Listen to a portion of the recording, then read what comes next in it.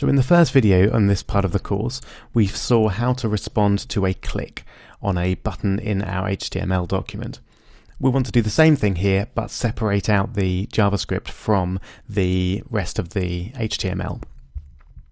So let's get our button back.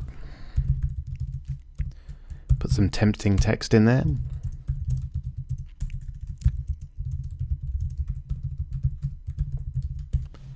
Like that. This time we're going to need to give the button an ID.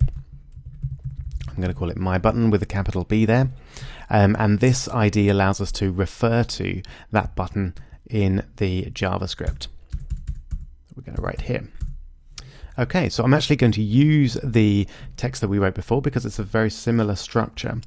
So we start with document again and get element by ID. So this time we're going to use the my button ID to refer to this button. Now this time, instead of inner HTML, we want to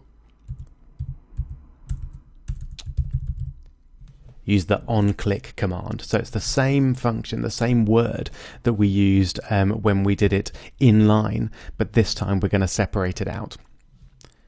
So what do we want to do? OnClick, well, we want to do some kind of function. And that function is going to be contained within the curly brackets or curly braces there. So just to summarize what we've done, we've got the document, which refers to the whole page itself.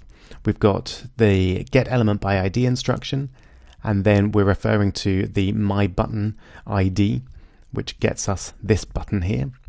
And then we're using the onClick command to run a function when that button is clicked. At the moment the function is empty, but let's make it do something extremely basic. So we'll have a simple alert, the same as before.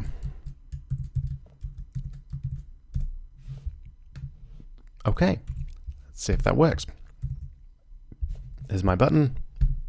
We click it, fantastic.